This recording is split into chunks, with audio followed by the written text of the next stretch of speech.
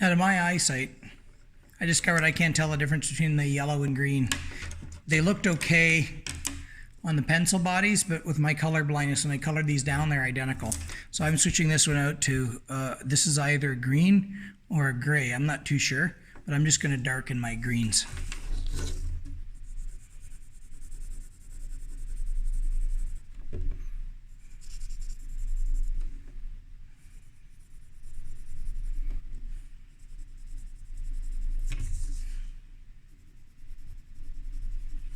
There we go.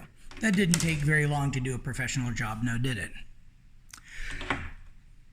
What do we learn about this? When you go out in the sunlight, the sky on the surface of the earth has lots of red lights, lots of yellows, lots of green, and actually slightly brighter at the blue. And then as we go way off into the deep blue ultraviolet, you can, if you want to get fancy, darken it on this side to really get the idea that it's heading to violet, if you like. The sunlight level drops off. And here's a question. Why are we lucky the Earth's atmosphere starts trimming down the light as we go from blue to really blue to violet? What comes next? Why are we happy the Earth's atmosphere sucks up that one? So what's just beyond this violet? All right, now let's look at the old screw-in style incandescent light bulb.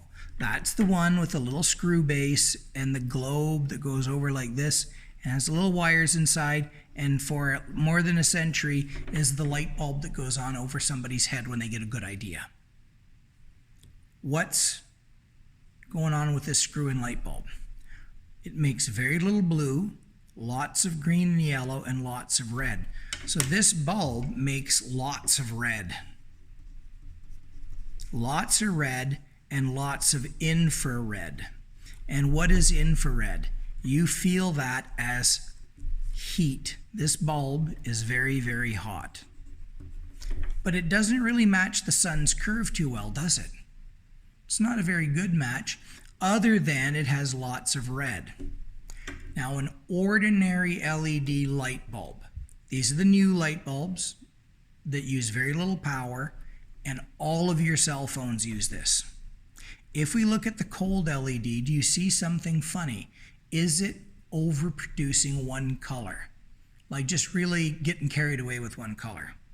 Is it making a lot of red, yellow, green, or blue?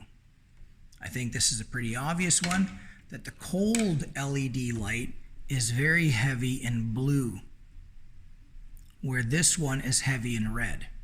Now don't worry, it's not making any ultraviolet, right? Ultraviolet is below the 400 nanometers mark. The cold LEDs are totally safe, all right? They make no UV at all. Why do we call them cold? Because blue lighting looks cold. It's like ice.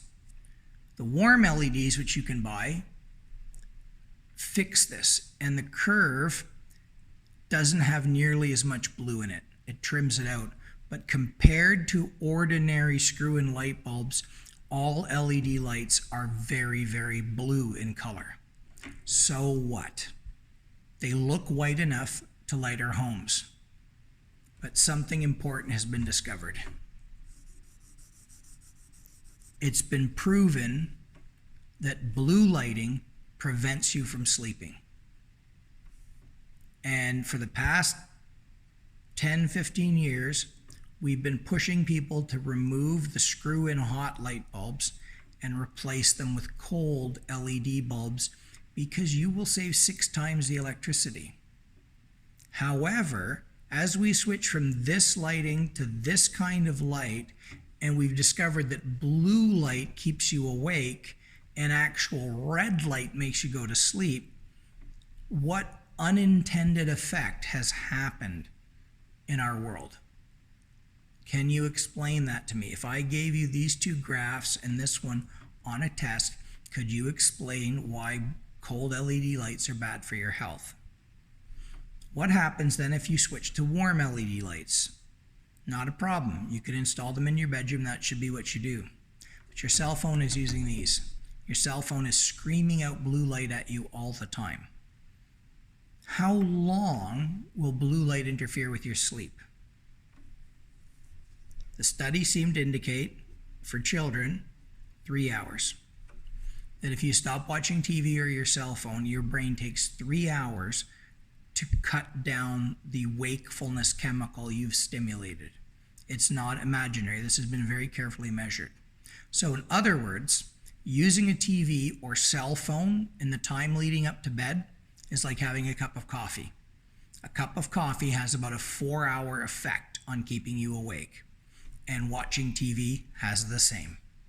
So this is something that's become very much a health concern, but we'll see that there are ways to deal with it.